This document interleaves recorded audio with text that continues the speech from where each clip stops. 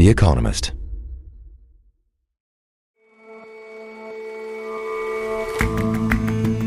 Hello and welcome to The Intelligence from The Economist. I'm your host, Jason Palmer. Every weekday, we provide a fresh perspective on the events shaping your world.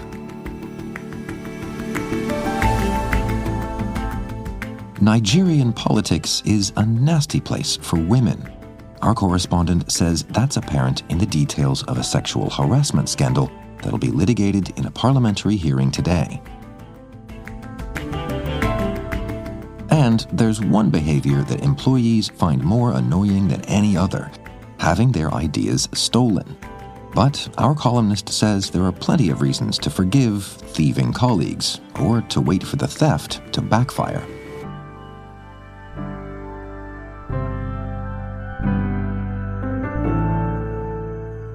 First up, though,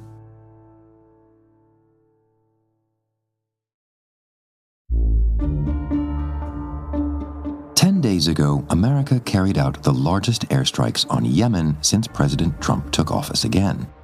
The targets were radar and drone systems used by Houthi rebels, an Iran-backed militia that's been threatening trade routes in the Red Sea since 2023. You know who wasn't surprised by the strikes? Jeffrey Goldberg, editor-in-chief of The Atlantic magazine. You know why? Because he had been added to a group on the encrypted messaging app Signal, in which everybody who's anybody in America's security establishment was plotting out the attacks. And you know who claimed not to know a damn thing about it? You're saying that they had what? They were using Signal to coordinate on sensitive materials and having to do with what? Having to do with what? What were they talking about? With the Houthis. The Houthis? You mean the attack on the Houthis? Right. Well, it couldn't have been very effective because the attack was very effective, I can tell you that. I don't know anything about it. You're telling me about it for the first time. Anybody else? It all adds up to a really, genuinely breathtaking lapse in security, whether or not the president knew. You know, the kind of lapse that could derail a Clinton campaign. And journalists the world over are having a field day with the revelations. Every journalist looking at this story is thinking, why didn't they add me? Because this is an incredible scoop. Shashank Joshi is our defense editor. And then the second thought is, my God, this is just an extraordinary data breach. This is astonishing incompetence, astonishingly bad handling of classified information, and very revealing about the inner workings of the Trump administration. Okay, so let's go through how this came to pass. So it begins on March 11th. Jeffrey Goldberg, he's the editor-in-chief of The Atlantic magazine. He gets a request on Signal, which is, for those who don't use it, this is an encrypted messaging app. It's a little bit like iMessage or WhatsApp. It's often viewed by people in defense and national security circles as being a little bit more secure than those other apps. And he gets a connection request from someone who appears to be Mike Waltz, who is the National Security Advisor of the United States, the NSA. 2 days later, things take an even stranger turn when Goldberg is added to a discussion group called the Houthi PC Small Group. Now, I need to break that down a bit, Jason. The Houthis are the armed group in Yemen that's been attacking shipping. And PC means the Principals Committee, which is kind of the group of senior officials who make decisions in the US government. So this looks like it's a group that's created to coordinate upcoming military action against the Houthi militia in Yemen. There are 18 members. They appear to include J.D. Vance, the vice president, Marco Rubio, the secretary of state, Tulsi Gabbard, the director of national intelligence, John Ratcliffe, the CIA director, Pete Hegseth, the defense secretary, many, many more as well. What then follows is an incredible series of messages deliberating over whether the United States should bomb Yemen. And then, ultimately, Pete Hegseth tests the war plans themselves. Incredibly detailed messages about the weapons that will be used, the targets. So he ends up knowing about this strike 2 hours before the rest of the world. And this ends up being a quite remarkable leak of very sensitive information. And so in those messages beyond the detailed military plans, what do you see? There's lots. It's, in a way, the sort of chat you might have with your friends, Jason, except presumably you're not discussing the bombing of Yemen. It's laden with emojis. There's a great moment where, there's prayer emojis after the strikes occur. There's one with flexed muscles and American flags and fire. It's a sort of very colloquial, casual conversation. Jeffrey Goldberg has been pretty responsible. He's redacted the most sensitive information in these chats. He's, for example, not told us the names of serving CIA officers. He's not told us details of the weapons, the targets. But what you see is that the way this administration talks about Europe in public is the way they talk about it in private. They do not like Europeans. You have J.D. Vance saying, I hate bailing Europe out again. Pete Hegseth says, I fully share your loathing of European freeloading. It's pathetic. Stephen Miller, who's a White House official, basically says, how do we bill the Europeans for this operation? How do we bomb Yemen without consulting them and then send them an invoice for it? The concern they have is that reopening the Red Sea, which the Houthis are disrupting, would benefit Europe and Egypt more than it would benefit America. So they somehow want to know, why are we doing this? Why is America doing this? It gives you a hint of that opposition to kind of military entanglement abroad, particularly from J.D. Vance. This really shows you that contempt for Europe that we see in public. That's exactly what they think in private as well. And insofar as we haven't learned anything new about the stance of the administration on Europe, how serious is this breach really? I think it's a pretty serious breach. Look, officials in many countries use Signal to talk to journalists and others and to talk to each other. It's not unconscionable that Mike Waltz was using Signal. It's not unconscionable he has Jeffrey Goldberg in his contact book. Officials talk to journalists. Great shock. I think there's two mistakes here. One of them is Mike Waltz adding a journalist to this internal chat. But the much, much more serious breach is the use of this unclassified system. It's an encrypted app, but it's operating on an unclassified, unsecure phone to discuss highly classified system. That's a breach of American law. It's a breach of the law. It's what the Republicans were very angry at Hillary Clinton about back in 2016. And by the way, one of the particularly concerning things here is that Steve Witkoff, who is really the point man on Russia-Ukraine talks, appears to have been in Moscow at the time that some of these messages were being sent to him. That raises the question of whether his phone, with these conversations, with that chat, and perhaps many other sensitive chats on Russia-Ukraine related issues, were on a phone that were accessible to Russian intelligence services. I think there will be real questions asked about this. Last week I spoke on the intelligence about the Five Eyes Intelligence Alliance. I said allies would be wondering whether the Trump administration is capable of keeping secrets safe. This is not the kind of thing that will fill them with confidence on that front. But will there be any accountability is the question. This is an administration that can deny and deflect and to delay ad nauseum. Do you think heads will roll? Well, you're right. It denies, it deflects. Pete Hegseth's claim that he wasn't texting war plans appears to be a lie. I think that Mike Waltz is in real trouble. Let's remember here, Waltz is more of an orthodox Republican. He's not a Make America Great Again super Trumpy guy in the way that J.D. Vance is, in the way that Steve Witkoff is. And so I think Waltz was already probably on slightly shakier ground. He is also the man who is supposed to be coordinating these meetings. That's what the National Security Advisor does. I think that the White House will be very angry at him. Hegseth has also made a serious breach here, but Hegseth is more of a Trumpy guy. And you can see the way he's come out fighting is the way that Trump probably likes. So I have a feeling that Waltz could get in more trouble for this. The National Security Council says there's a review underway to find out how an inadvertent number was added to the chain. I don't think we need the FBI for that, Jason. I think we can see how it happened. Mike Waltz did it. But the funny thing, I thought, is that they're also insisting that this exchange was, a quote, a demonstration of the deep and thoughtful policy coordination between senior officials. All I'll say is that anyone familiar with the multi-decade history of American foreign policy deliberations has probably never seen a flexing bicep, an American flag, a fire emoji in the great historical record when discussing American wars in Vietnam, Iraq, and Korea. Let's remember that this comes days after Steve Witkoff gave an interview to Tucker Carlson, a pro-Trump journalist, in which he exhibited breathtaking ignorance about the most basic elements of his brief in negotiating with Russia. He couldn't name 2 of the 5 occupied regions that Russia claims, despite being apparently quite enthusiastic to give them away. I think that events like this will compound the sense that this is an administration that just lacks a basic sense of coherent foreign policy process. And that should be a concern to Congress, it should be a concern to Americans, and it will be a concern to allies. Shashank, thank you very much for your time, as always. Thanks, Jason. I'll see you in the Economist Signal chat.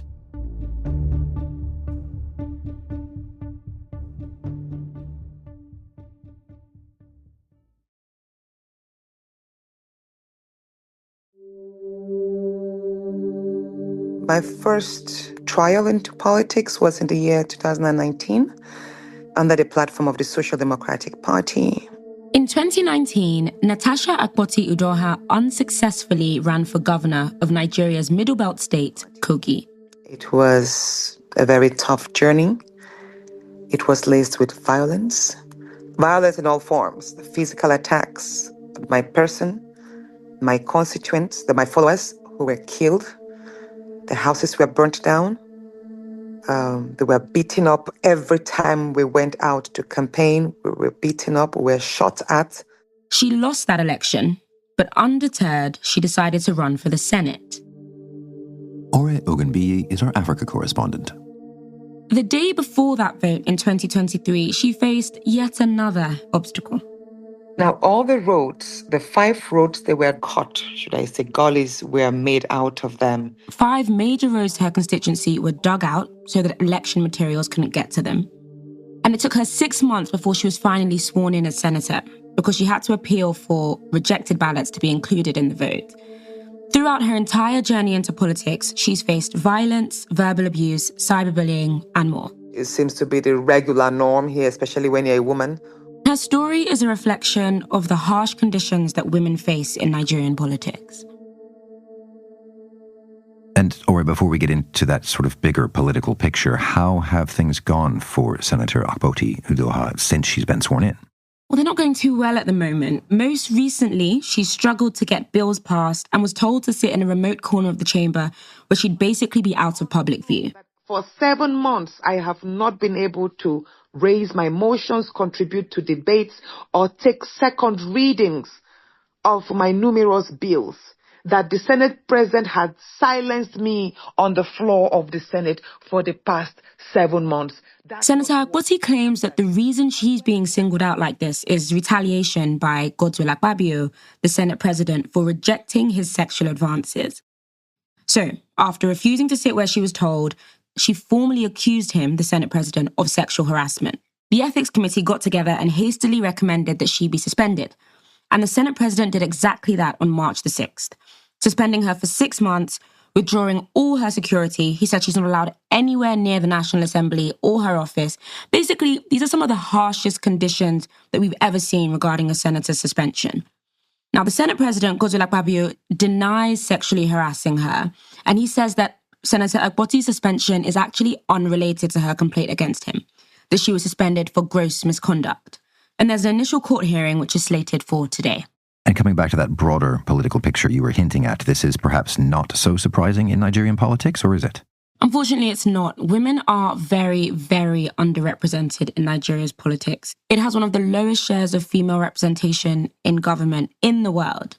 No Nigerian state has ever elected a female governor. No major party has put a woman on a presidential ticket. Of the 360 members in the lower house, only 17 are women. Senator Akpoti-Uduaghan is one of only 4 women in the entire Senate. And the few women who do then make it to politics often find themselves silenced, which is part of what is getting Senator Akpoti so riled up. She was laughed at when she presented her sexual harassment petition in the Senate. There's been comments about her outfits. Some people suggested that her husband should apologize on her behalf for making a scene. During the suspension ruling, her mic was turned off before she could even defend herself. And what's behind this? What is it that is causing this disrespect of women in politics? I think the reasons are mostly cultural. Ultimately, Nigeria is still a deeply patriarchal society, and a lot of people find and still find the idea of women being in such powerful positions just a little irksome. And politics is just another area of life where we see that. Women are infantilized all the time. Senator Akpoti keeps being referred to by her first name. She's being called a girl, a troublesome girl. And This is why it's near impossible for women without powerful backers, so whether that's husbands or bosses, to break into politics because they're sometimes treated as proxies for men. And it's because these attitudes are so widespread that Senator Akpoti's case is resonating with so many people. There are parallels that can be drawn with Nigerian women across society who are just trying to be good at their jobs. And you say there's an initial court hearing today about her suspension. How do you think that's going to go? It's a tough question. I don't think it's looking good. If the court case goes her way, she could return to her seat. But it's going to be a very long fight because everything takes ages to go through Nigeria's courts, which means that there might not even be a ruling before her suspension is over. But also, all the suspensions that have ever been overturned through the courts before have only been of men and of men with powerful backers. She doesn't even have that much support within the Senate, let alone beyond it. And even among the few other female senators who are in the House, their responses have ranged from weak to outright disappointing. So not only is she a woman, but she's politically unpopular and from an opposition party. In fact, the party that she beat to get this seat, the one that she had to fight for her victory against, is already trying to look for ways to kick her out.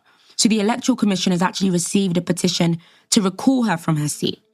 So it's not impossible that she gets her seat back, that she finds a way to overcome this, but a lot is riding on the presumed independence of the judiciary. All right, it's always a pleasure. Thanks for your time. Thanks for having me, Jason.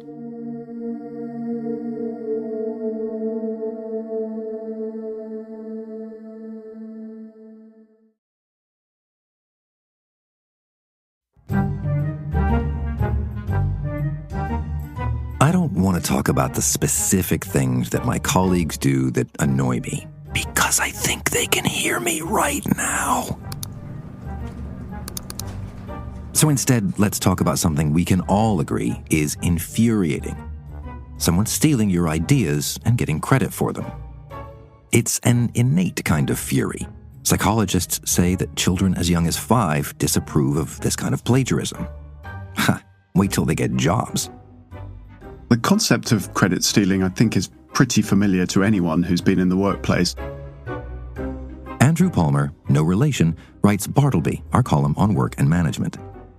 You come up with what you think is a brilliant wheeze. Someone else who you've just told that to then repeats it as if it was their own and doesn't give you the credit. And it is, according to most surveys, the single most annoying habit that people encounter. If something is really annoying and happens a lot, what are the reasons to try and remain calm? So just as a coping mechanism, are there arguments to think that actually this isn't terribly malevolent? And I think there are. Okay, go on. When someone nicks my idea, why do I not fly off the handle? So reason one would be that the person who's claiming credit doesn't necessarily realize that they're doing it. There is a phenomenon called cryptomnesia, which is basically this idea of inadvertent plagiarism. And you can see this being tested in various studies where a group of people get into a room, they're asked to come up with ideas to solve a particular problem. And then a little later, there's another session where they're asked to recall the ideas that they came up with, but only their own, and also to come up with some new ideas to solve the same problem. And people routinely appropriate ideas of other people. They think they were their own ideas. And also when they come up with supposedly new ideas, they're actually building on things that were in the previous session. And that's supposed to calm me down. Oh, they probably didn't mean to nick my idea, so I should probably be cool about it. I think it should calm you down, Jason, because if it's not deliberate, if it's not malevolent, then you're probably doing it yourself. You should remain calm. Okay, I recognize that I have some role to play here, but give me more coping mechanisms.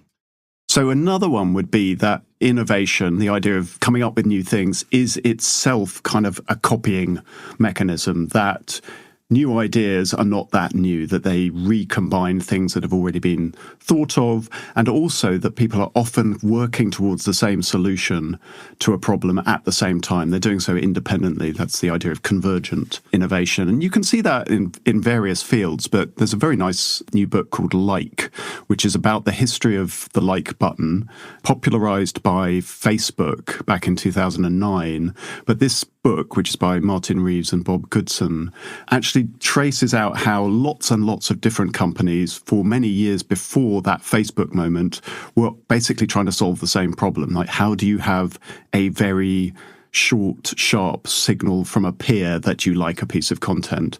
And that story and others like it basically suggests that if you do think of something as your own idea, actually others are likely to have had it too at roughly the same time, and it's probably building on other ideas too. You see the same sort of thing in science, ideas popping up in various places at about the same time. So I understand that. But what about the part where somebody nevertheless gets credit for it? That's the really annoying part of this. It is annoying, and some people do, but they may not be getting as much credit as you fear. So hopefully people are able to see who's responsible for things, to see through someone who is relentlessly taking credit for other people's ideas. But also it can backfire. If you take credit for something, it might be giving a different kind of signal off from the one that you intend. So there's one study that suggests that managers who both brag a little and give credit do better, that's a good strategy. Only ever boasting doesn't work for you. There's another which looks at how being proud of something, like really overtly proud of something, is actually a kind of negative signal. It suggests you've hit a ceiling, you've exceeded your performance, and there therefore is a worry that, oh, okay, we've maxed out here. So being slightly modest, being undemonstrative about doing well can play quite well as well. Implicit in all of that, I suppose, is that some sort of justice is served. Then people who go around as braggarts then don't get the credit perhaps we think they do. There are reasons to remain calm. Credit stealing then is, by that, in that casting, no big deal. Yeah, I'm not going that far. I'm basically trying to give some reasons why it may not be always malevolent, why it may not always pay off for the credit stealer, but there are bound to be instances where someone who's doing that a lot and is doing so deliberately and is doing so with a degree of self-knowledge is not behaving well and is probably therefore aggregating or appropriating credit in a way that they shouldn't. Andrew, thanks very much for your time. I'm really glad I had the idea that we should speak. Thank you, Jason.